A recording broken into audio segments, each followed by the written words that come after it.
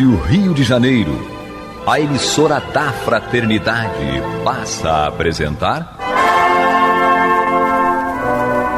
Luz na Penumbra, programa que leva ao seu coração a mensagem da doutrina espírita.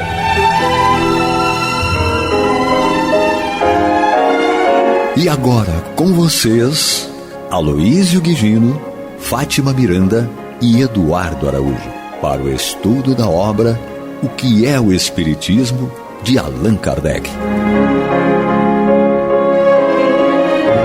Nosso abraço, amigos ouvintes da Rádio Rio de Janeiro, emissora da Fraternidade. Estamos aqui mais uma vez, eu, Aloísio, comigo, Eduardo Araújo e Maria Fátima Miranda. Animada, né? Graças a Deus. Hoje está. Feliz, grata a Deus. Então, nós dando continuidade à nossa conversa a respeito dessa obra, o que é o Espiritismo, ainda no capítulo 1, terminando o capítulo 1, nós estamos no finalzinho do capítulo, respondendo ou tratando de uma colocação que é feita pelo religioso e que questiona que se os espíritos só ensinam os princípios morais encontrados no Evangelho, ele questiona que não via qual seria a utilidade do Espiritismo, já que seria uma repetição, e não seria uma novidade. E Allan Kardec, então, tem uma resposta longa a essa questão que é colocada. Nós estamos no meio dela, e antes dos pontos que são colocados, Kardec coloca o seguinte: apresento claramente as questões seguintes a quantos combatem o Espiritismo sob o ponto de vista de suas consequências religiosas. E aí vai discorrer a respeito dessas consequências religiosas. E são vários itens que são colocados aqui, 4, em que o primeiro deles, que Kardec coloca: quem terá melhor quinhão na vida futura? Aquele que não crê em coisa alguma ou aquele crente das verdades gerais e não admite certas partes do dogma? Então, essa reflexão é muito interessante, né? Porque quando nós falamos em vida futura, nós estamos nos referindo ao eixo dos ensinamentos de Jesus.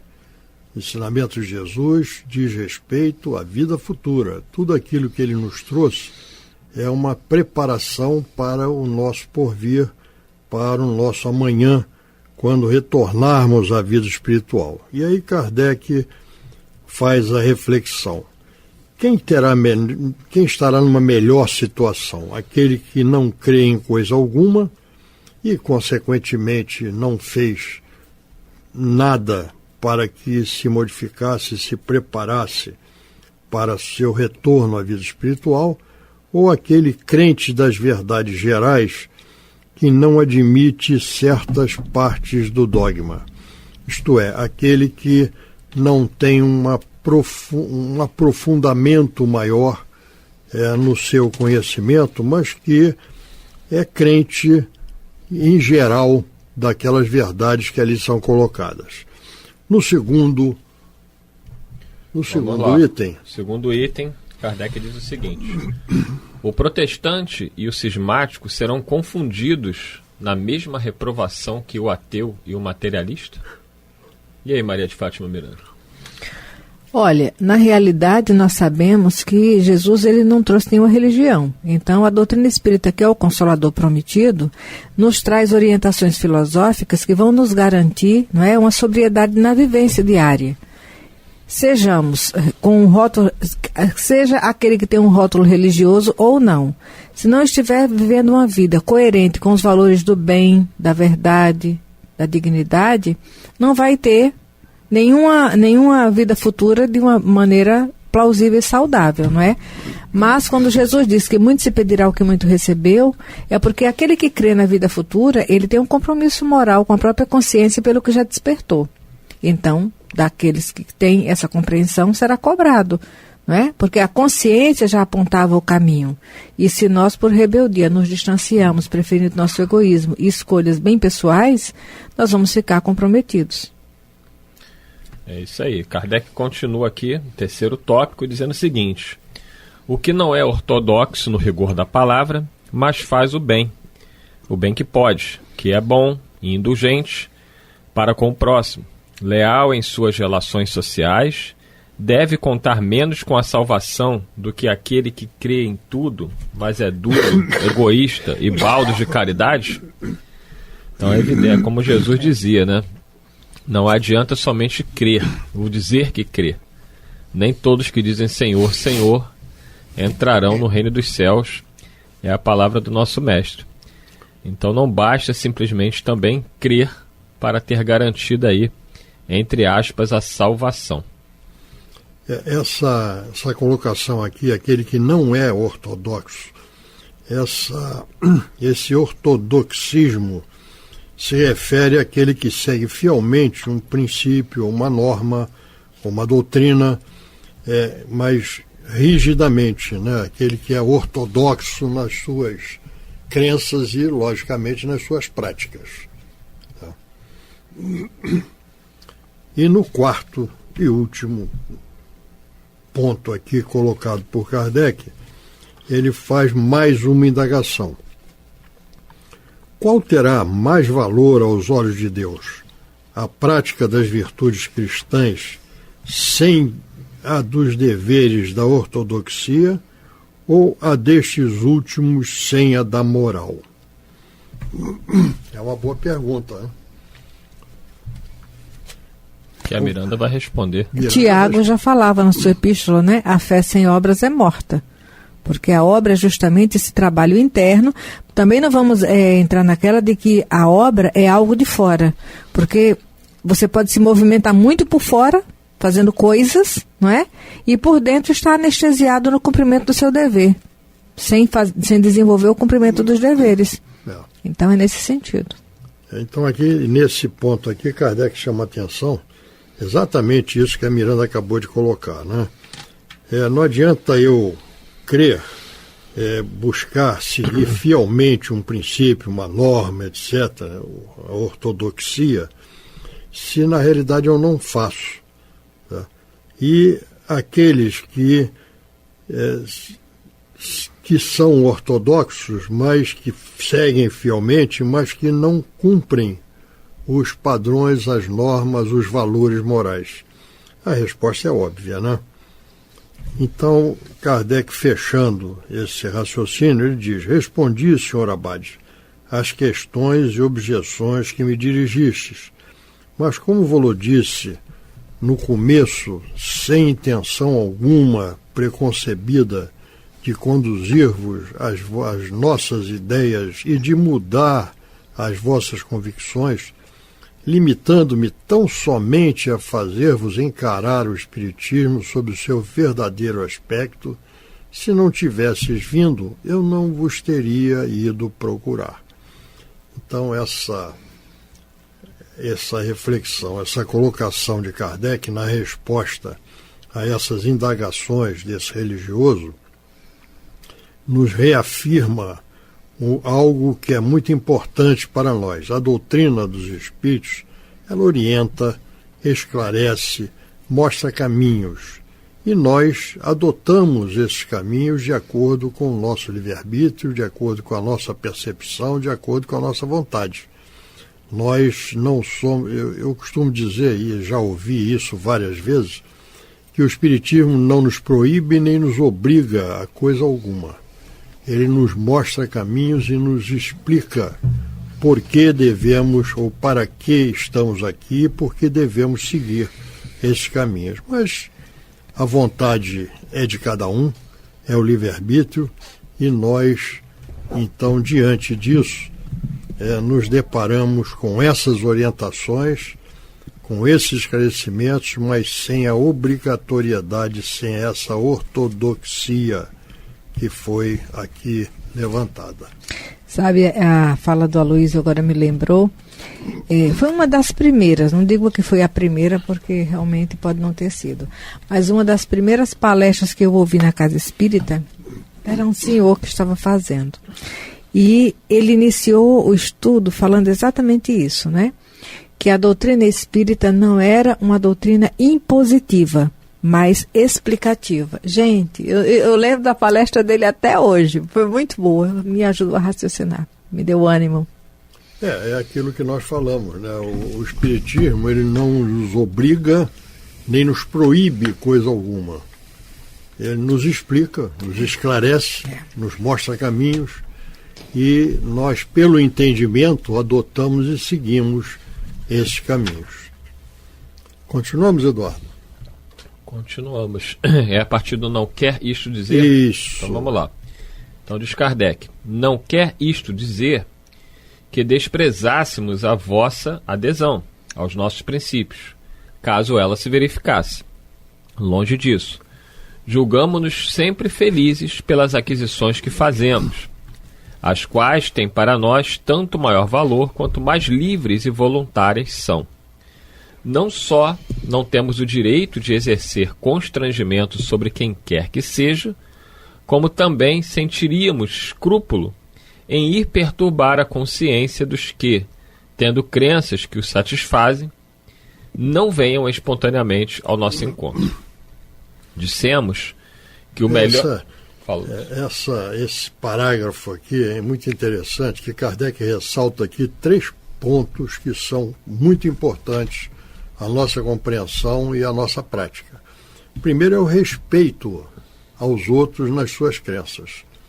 Cada um tem as suas crenças e nós devemos respeitá-las desde que aquilo encaminhem aqueles que a adotam para a prática do bem. O segundo ponto é a nossa liberdade, porque nós temos a liberdade plena do homem é de pensar, certo? E nós, pelo pensamento, nós vamos adotar aquilo que nós entendemos, acreditamos e adotamos.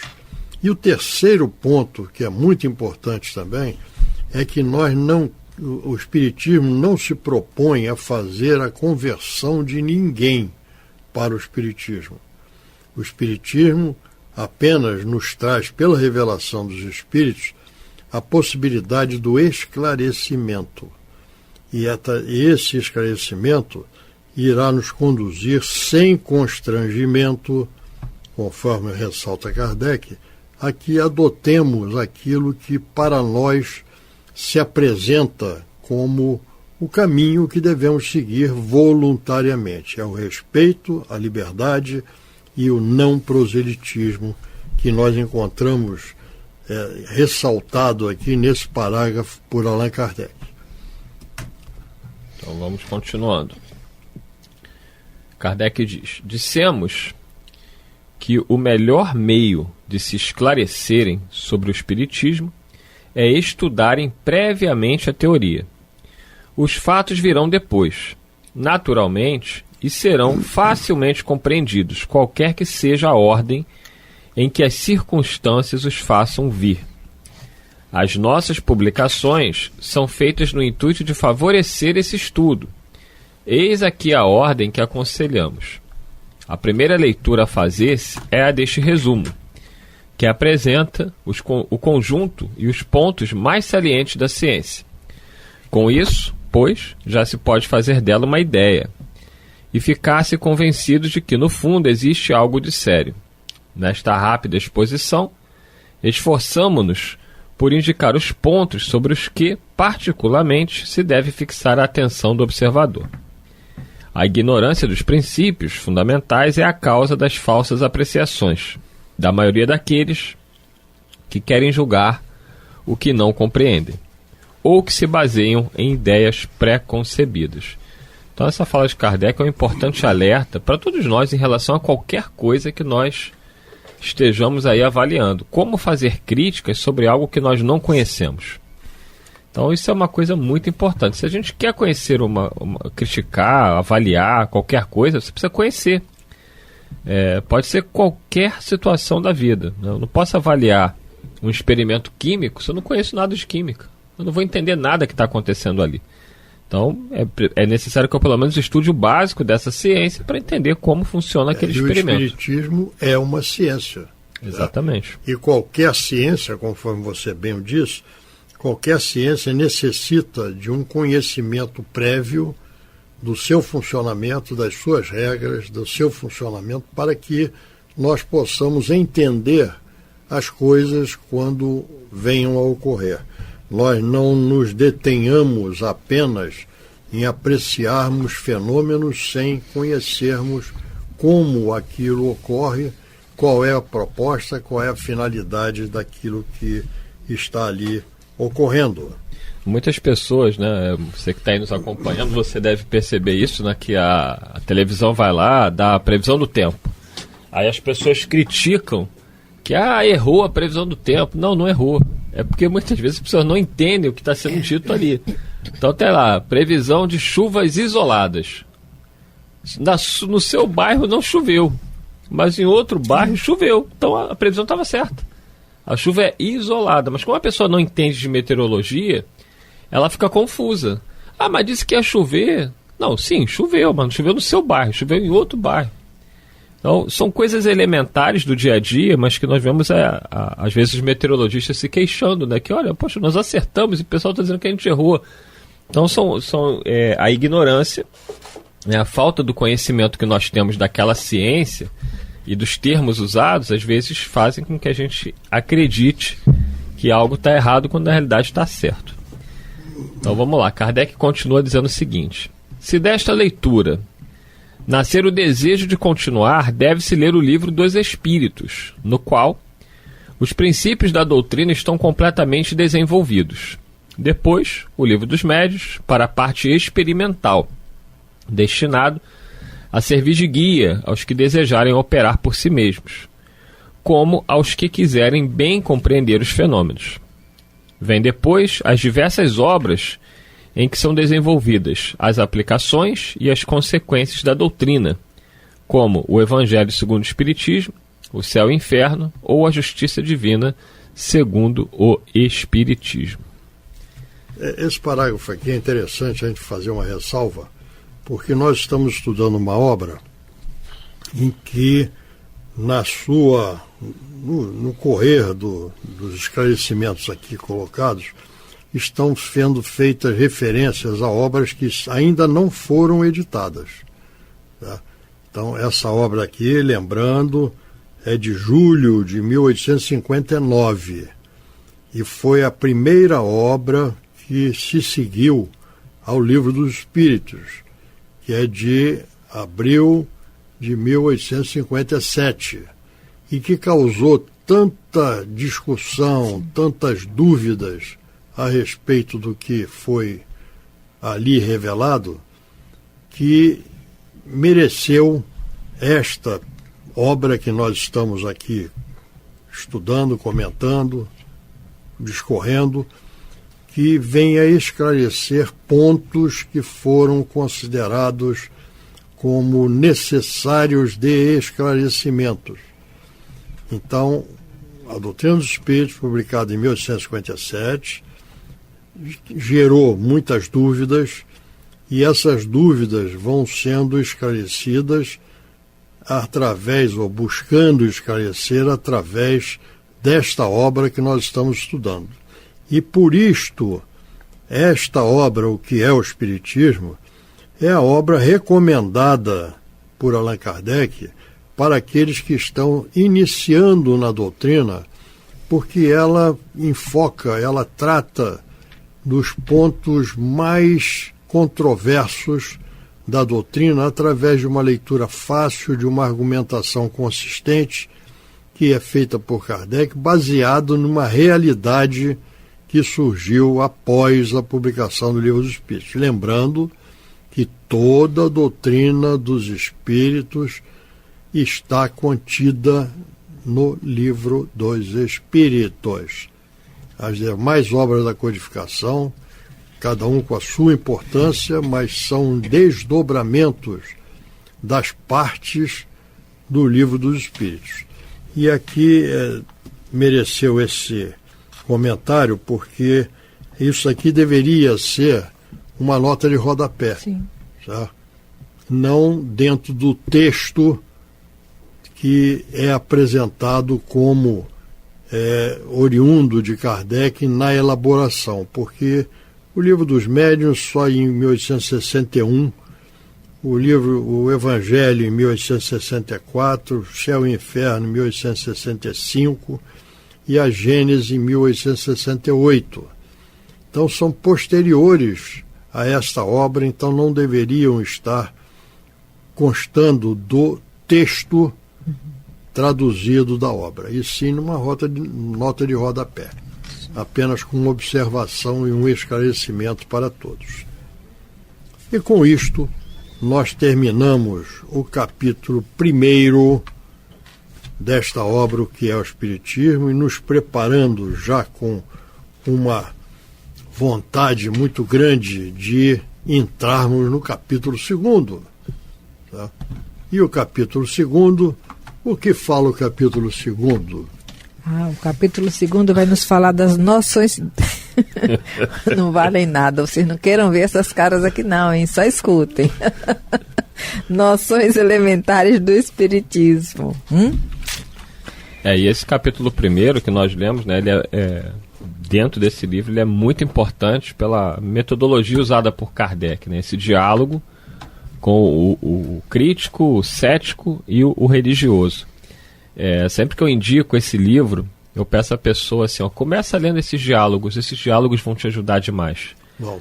Porque as perguntas e as respostas, elas abrem, e várias pessoas que eu já aconselhei, que tinham simpatia pela doutrina espírita, que tinham algum interesse em conhecer alguma coisa, falam assim, não lê começa exatamente do capítulo 1. Leia o capítulo 1, anota as suas dúvidas, e depois você lê o restante.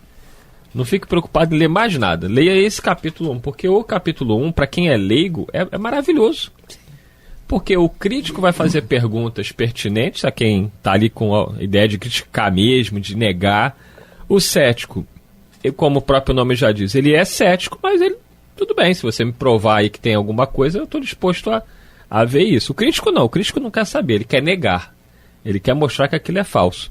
E o religioso, que vai pegar nas dúvidas que muitas pessoas têm, porque muita gente vem buscar a doutrina espírita, mas vem com ideias de outras religiões, ideias católicas, ideias protestantes, e ali o diálogo com o religioso vai ajudar bastante também nesse entendimento. Então, quem estiver aqui nos ouvindo e tem alguma pessoa que tem interesse na doutrina e você está em dúvida, qual livro sugerir?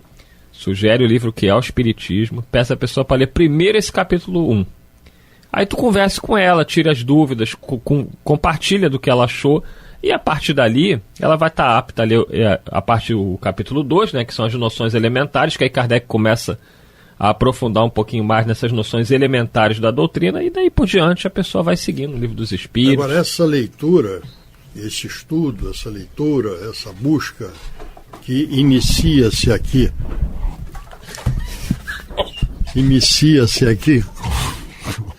com esse capítulo 1, ele deve estar livre de preconceitos. Vocês que estão ouvindo não estão entendendo nada, vocês deveriam estar falando assim, a voz do Aloysio está tão baixinha, mandem e-mails para a rádio, tá, que eu vou mostrar para ele, mande o WhatsApp, que ele queria que eu peguei o microfone, botei bem pertinho da boca dele, ele quase comeu o microfone, mas tudo bem. Mas olha só, no dia 19 de outubro de 2020, eu ouvi aqui um pensamento, um esclarecimento, oriundo de uma pessoa quem eu prezo e admiro muito, e diz o seguinte: preconceito é a blindagem da ignorância. Só pode ser Maria de Fátima Miranda. Se você anotou... Anotei. São pensamentos de Maria de Fátima Miranda. Tem livro que vai ser publicado. Então essa colocação ela é muito interessante e eu achei muito pertinente, e eu anotei aqui, inclusive da data que foi proferida. Ele começou a falar, eu já ia anotar aqui. Olha, o papo está muito bom, mas já o tempo acabou, e semana que vem daremos continuidade já no capítulo 2, noções elementares de Espiritismo. Muita paz a todos. Até lá, se Deus quiser e Ele há de querer. Que Jesus nos conduza. Que assim seja. Você está ouvindo o programa Luz na Penumbra.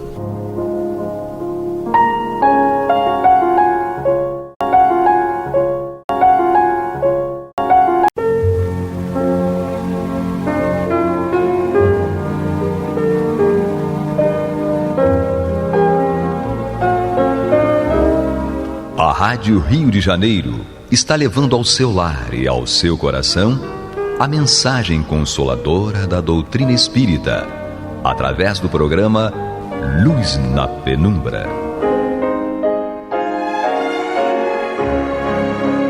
E agora com vocês, Bill Fabiano e Renato Souza, para comentar os textos da Revista Espírita de Allan Kardec no período de 1859 a 1869. Muito bem, prezados ouvintes da Rádio Rio de Janeiro, emissora da Fraternidade. Estamos chegando para mais um programa Luz na Penumbra, eu e meu parceiro Bill Fabiano, juntos mais uma vez. Bem-vindo, Bill, boa noite a todos. Estamos aqui estudando a Revista Espírita, ano ímpar. Estamos em agosto de 1859, não é isso? Mobiliário de Além Túmulo. Estamos conversando aqui sobre um título que o Kardec trouxe para esse periódico aqui, chama-se Boletim da Sociedade Parisiense de Estudos. Estamos terminando ele, falta pouquinho, a gente vai terminar hoje, e hoje ainda a gente já vai entrar no mês de setembro, Bill. Já deu uma colada lá? Já, processo para afastar os espíritos maus. Olha só, aí, então, né? Vamos entrar aqui, né, na parte de setembro já. Hoje ainda a gente já vai dar ali alguma noção dos estudos que virão, tá bom? Então a gente parou lá, Bill, e íamos entrar num parágrafo que fala de estudos, e ele vinha conversando ali sobre a carta da senhora L, né? Sim, perfeito. Que tinha lá parte lá com o espírito malévolo, etc., que se dizia São Vicente de Paulo e não era, sim, né? E tudo mais. Então vem dizendo assim: problemas morais e questões diversas sobre o mérito das boas ações, tendo em vista a vida futura, sobre as missões espíritas, sobre a influência do medo e do desejo da morte, sobre os médiuns intuitivos.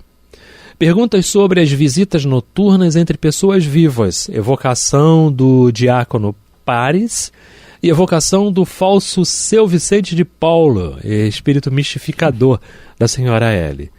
Sexta-feira, 22 de julho de 1859, sessão geral. Leitura da ata e dos trabalhos da última sessão. Comunicações.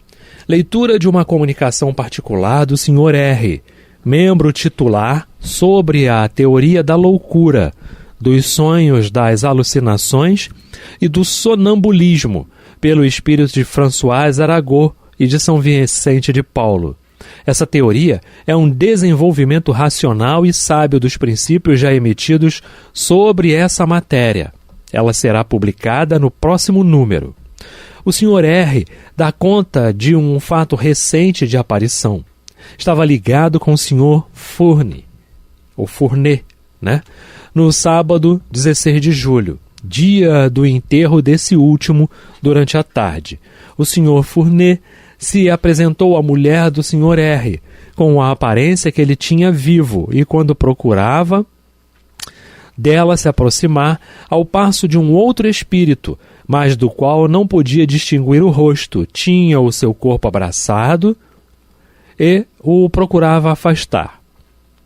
Comovida com essa aparição, cobriu os olhos, mas continuou a ver como antes. No dia seguinte, essa senhora, que é médium, escrevente, assim como seu marido, se pôs a traçar convulsivamente caracteres irregulares que pareciam formar o nome de Fournet. Um outro espírito, interrogado sobre esse fato, respondeu que, com efeito, o Sr. Fournet queria se comunicar com eles, mas que no estado de perturbação e que ele se encontra, ainda ele se reconhecia com dificuldade, né? E acrescentou que era necessário esperar 8 dias antes de o evocar, e que então ele poderia se manifestar livremente. O senhor doutor V dá conta de um fato de previsão espírita realizado em sua presença, e tanto mais notável que a precisão de datas é muito rara da parte dos espíritos.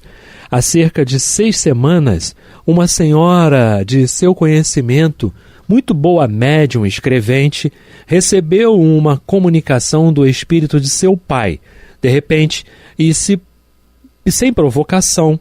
Este último pôs-se a falar espontaneamente da guerra da Itália. A esse propósito, lhe perguntou se ela acabará logo, né? Ele respondeu: no dia 11 de julho, a paz será assinada. Sem ligar muita importância a essa previsão, o Sr. V encerrou essa resposta num envelope lacrado que remeteu a uma terceira pessoa como recomendação de não o abrir senão depois de 11 de julho. Sabe-se que o acontecimento se realizou como havia sido anunciado. É notável que quando os espíritos falam de coisas futuras, o fazem espontaneamente, porque sem dúvida eles julgam útil o fazer, mas isso jamais ocorre quando são provocados por um motivo de curiosidade. Estudos. Problemas morais e questões diversas, perguntas complementares sobre o mérito de boas ações, sobre as visitas espíritas, sobre a escrita direta, perguntas sobre a intervenção dos espíritos nos fenômenos da natureza, tais como as tempestades, e sobre as atribuições de certos espíritos, perguntas complementares sobre o diácono de Paris e os convulsionários de Saint-Médard, evocação do general Rocher, né? Então, ao senhor L. de Limoges. Pedimos à pessoa que tomou a iniciativa de nos escrever de Limoges para nos indicar os documentos interessantes concernentes ao Espiritismo. A fineza de consentir nos colocar mesmo em comunicação direta com ela, a fim de que possamos responder-lhe a respeito das proposições que teve a honra de nos dirigir. A falta de espaço nos impede citar alguma das passagens de sua carta. Allan Kardec. Finalizamos aí mais um mês, né? Isso. Mês de agosto finalizado, agora vamos entrar em setembro, né? Como o Renato adiantou, né, Renato? Exatão, vamos lá, né? Procedimentos para afastar os maus espíritos, não é isso? Revista Espírita, vamos lá. E com isso a gente está avançando, estamos quase terminando o ano de 1859, né, Bill? Sim. Mais um tempinho aí, né? Mais um tempinho aí, mais uns 2 anos, será? Não, esse ano, o ano de 1859 vai ficar faltando o restinho de setembro, outubro, né? Acho que a gente termina, né? Será que a gente termina essa revista? Mais uns 6 meses aí, eu acho que a gente termina, né? Porque são 25 minutos de programa apenas, né? Então não dá pra gente avançar uma muito. vez por semana. E tem coisas que a gente tem que fazer um comentário, tem que parar, né? Tem tudo isso. A gente sempre fala numa pressa, né? Sim, com certeza. Vou começar lendo aqui, Bill. Okay. Tá? Vamos lá. A intromissão dos espíritos enganadores nas comunicações escritas é uma das maiores dificuldades do espiritismo. Sabe-se por experiência que eles não têm nenhum escrúpulo em tomarem nomes supostos e mesmo nomes respeitáveis. Há meios de afastá-los. Aí está a questão. Certas pessoas empregam para esse fim o que se poderia chamar de procedimento, quer dizer, sejam fórmulas particulares de evocação, sejam espécies de exorcismos, como os de fazer jurarem em nome de Deus de que dizem a verdade, os fazer escrever certas coisas e etc. Conhecemos alguém que a cada frase intimava o espírito para assinar seu nome. Se fosse a verdade, ele deveria o nome sem dificuldade. Escreveria o seu nome sem dificuldade. Então, esse é o primeiro passo, né? Escreve meu nome. Está exigindo muito, é porque, peraí, né? Ele vai dar o nome com naturalidade, né, Bill? Para que essa insistência, né? Para que isso, se né? identificar. E o médium tem que estar atento a isso. Isso não é só em se tratando de elaboração da doutrina espírita, não. É em se tratando de psicografia. Hoje em dia, né, Bill? Com certeza. E psicofonia. Todo tipo de comunicação, né? É importante que o médium, principalmente o médium que trabalha, médium, quando a gente fala médium, o médium que trabalha mediunicamente, que todos nós somos médiums em um grau qualquer, né? Como diz Kardec no livro dos médiuns. Mas em relação à identidade dos espíritos, há um capítulo, obviamente, específico no livro dos médiuns, que é o 24, que fala da identidade dos espíritos, que são as provas possíveis de identidade, modos de se distinguir os bons dos maus, né? Então é importante que as pessoas, os mais que gostam mesmo ali de estudar, vá lá no capítulo 24 para poder entender de fato, né, como distinguir, né, Renato? As boas comunicações das comunicações não tão boas e os espíritos. Cada que coloca como maus e bons espíritos, mas vamos botar os espíritos bons daqueles que ainda estão, como nós, em muitos casos, equivocados, né? Somos equivocados, né? Em essência não somos maus. Estamos maus. Perfeito. Né? Mas enfim, é isso. Capítulo 24 do livro dos médiuns. Tá, ele disse assim, olha, se fosse o falso, ele se deteria logo, ou no meio, sem o poder terminar. Vimos essa pessoa receber as comunicações mais ridículas da parte dos espíritos que assinavam o nome de empréstimo com uma firmeza perfeita. Outras pessoas pensam que o meio eficaz é fazer confessar Jesus em carne e outras verdades da religião. Pois bem, declaramos nós que alguns espíritos um pouco mais escrupulosos se detêm pela ideia de um perjúrio ou de uma profanação. Há os que juram tudo o que se quer, que assinam todos os nomes, que se riem de tudo, que afrontam a presença dos mais veneráveis sinais, de onde concluímos que entre o que se pode chamar de procedimentos não há nenhuma fórmula, nenhum expediente material que possa servir de preservativo eficaz. Nesse caso, se dirá, não há senão uma coisa a fazer, que é de parar de escrever. Este meio não seria melhor, longe disso, seria pior de muitos casos. Dissemos, e não o poderíamos repetir, que a ação dos espíritos sobre nós é incessante e não é menos real porque é oculta. Se ela deve ser má, será mais perniciosa ainda pelo fato de que o inimigo estará oculto. Pelas comunicações escritas, ele se revela, se desmascara, se sabe com quem se tem relação e se o pode combater. Mas se não há nenhum meio de o afastar, quer fazer então? Que fazer então? Ele faz uma pergunta. Não dissemos que não haja nenhum meio, mas somente que a maioria daqueles que se empregam são impotentes. Aí está o assunto que nos propomos a desenvolver. Estamos no programa Luz na Penumbra, Revista Espírita, ano ímpar, Estamos entrando em setembro de 1859. Eu e meu parceiro Bill Fabiano estamos aqui conduzindo este estudo super importante para nós aqui. Estamos falando aqui de alguns procedimentos que o Kardec vem trazendo, para afastar os maus espíritos. Ele vem dando respostas aqui, como a gente deve se comportar. Exatamente. E acima de tudo, Renato, trazendo um pouco mais a codificação aqui, lembrando que a Revista Espírita não faz parte da codificação, Ela é são, digamos, acessórios à codificação, A gente procura lá o livro dos médiuns, que fala lá como você lembrou, um programa passado, capítulo 23, fala da obsessão. O afastamento dos maus espíritos consiste em melhoramento. Exato. Em mudança de atitude, em reforma íntima. A gente faz o processo de autodesobsessão através do afastamento dos maus, Mas não é afastamento dos maus para ninguém prender ou queimar os espíritos ou tratá-los mal, não. É afastamento dos maus em decorrência da nossa mudança de atitude, né, Renato? Quando a gente se afasta do caminho errado, a gente entra, obviamente, no caminho do bem. Exato. E no caminho do bem, muitos deles não querem ir. Sabem que precisa, mas não querem ir. Querem ir agora. Mas aqueles que vão atrás de nós no caminho do bem acabam também enveredando-se também pelo bem. Né? Então é um processo que vai. Então afasta-se os espíritos equivocados e aproximam-se os espíritos que já estão no caminho.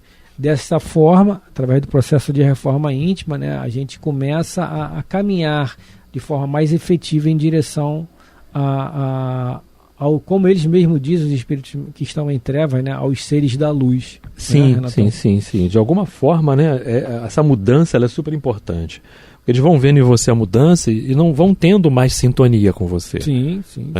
Não vão tendo. Aquela sintonia ela vai se acabando, ela vai diminuindo, ela vai enfraquecendo. Até não existir mais. Né?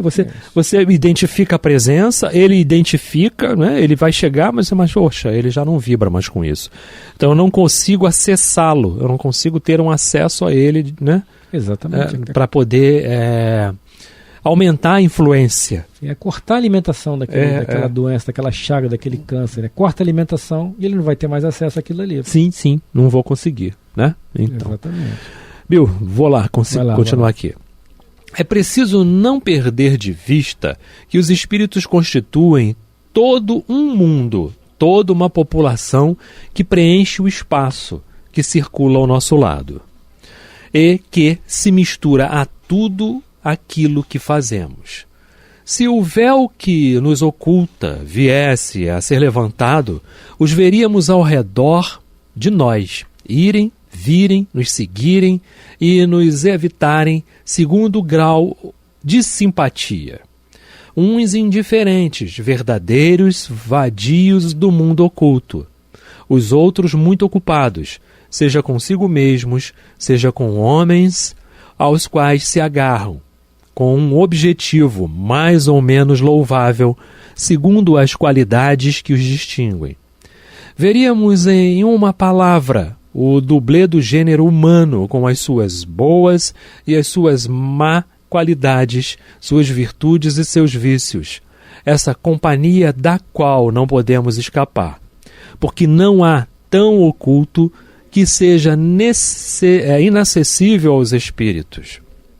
Exerce sobre nós e com o nosso desconhecimento uma influência permanente. Uns nos conduzem ao bem, os outros ao mal, e nossas determinações, muito frequentemente, são o resultado de suas sugestões. Felizes somos quando temos bastante julgamento para discernir a boa ou a má senda a qual procuram nos arrastar. Uma vez que os espíritos não são outra coisa senão os próprios homens, despojados de seu envoltório grosseiro, senão almas que sobreviveram ao corpo, disso resulta que há espíritos desde que há seres humanos no universo e uma das forças da natureza, e não esperam que haja médiuns escreventes para agirem, e a prova disso é que, em todos os tempos, os homens cometeram inconsequências. Eis porque dizemos que sua influência é independente da faculdade de escrever. Essa faculdade é um meio de conhecer essa influência, de saber quem são aqueles que vagueiam ao nosso redor, que se agarram a nós, crer que se pode subtrair deles se abstendo de escrever. É fazer como as crianças que creem escaparem de um perigo tapando os olhos. A escrita em nos revelando aqueles que temos por acólicos, né? Por amigos ou por inimigos, nos dá por isso mesmo uma arma para combater esses últimos. E devemos agradecer a Deus por isso. Na falta da visão para conhecer os espíritos, temos as comunicações escritas. Por elas, revelam o que são. É para nós um sentido que nos permite o julgar, o repelir e se comprazer em permanecer cego e querer continuar exposto à mentira sem controle. Parágrafo longo, né, Bill? Mas com uma explicação, né? Sim. E tanto, desde que existem homens sobre a Terra, existem espíritos. Exatamente. Os espíritos já existiam. Sim. Existem homens ali, né? No caso do planeta Terra. O corpo físico humano, né? Sim. Falando de corpo físico humano.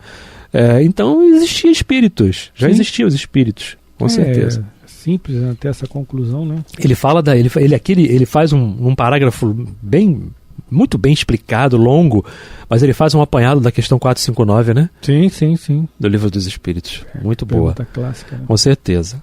Vamos lá, tem um parágrafo aqui pequeno e tem um parágrafo grande que eu não sei se vai dar tempo de ler. Provavelmente não, mas vamos ver esse pequeno aqui? Vamos ver. A intromissão dos maus espíritos nas comunicações escritas não é, pois, um perigo do espiritismo.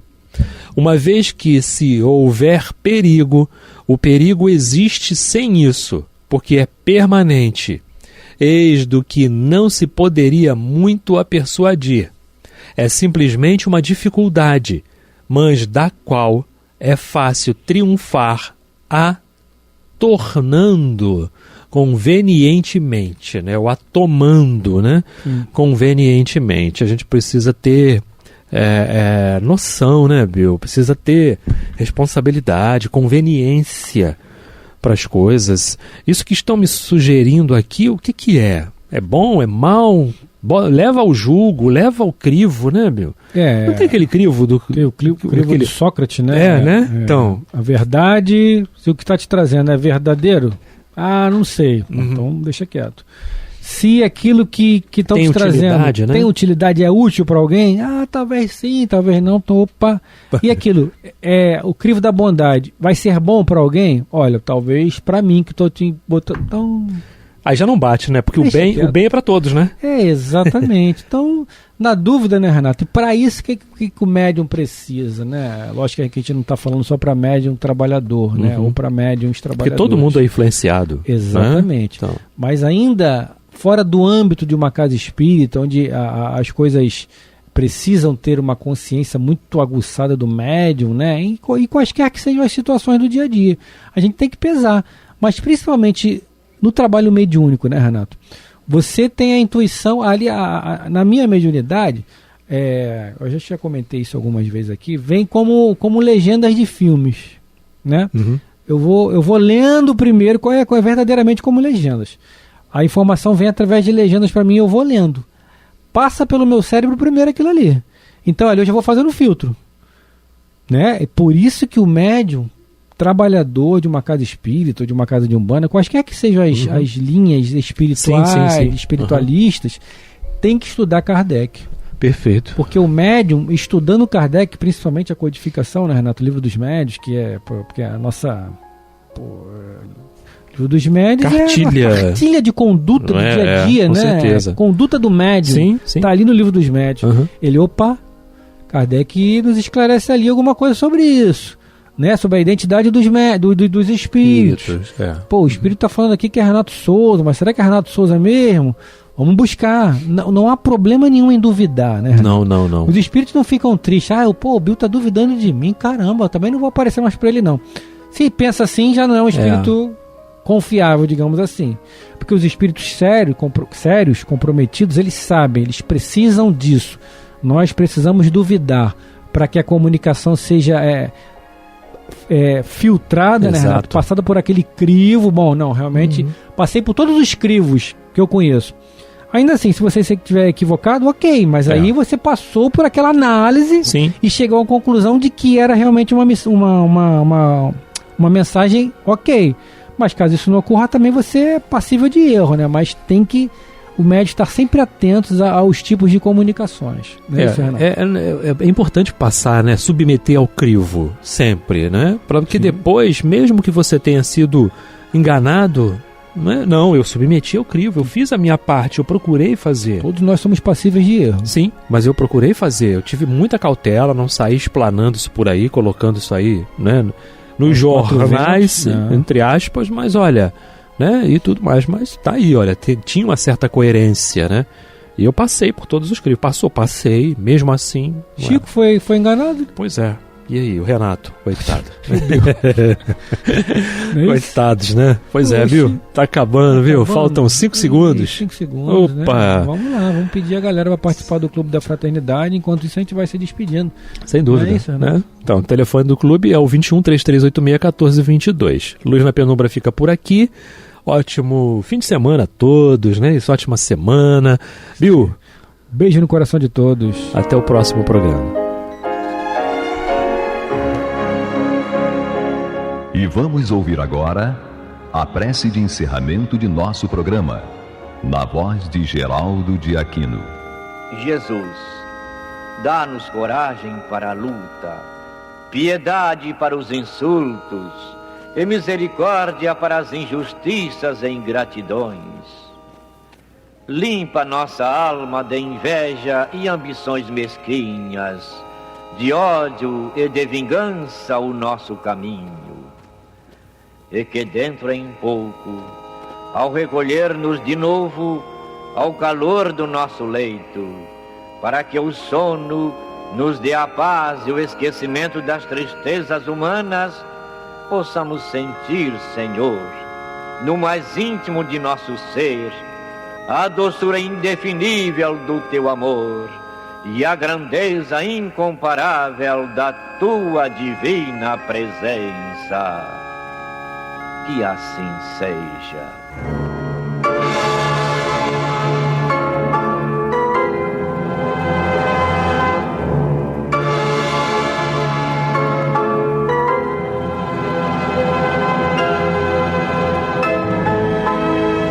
Acabamos de apresentar o programa Luz na Penumbra, que voltará a ser apresentado na próxima segunda-feira, às 21 horas, nesta emissora.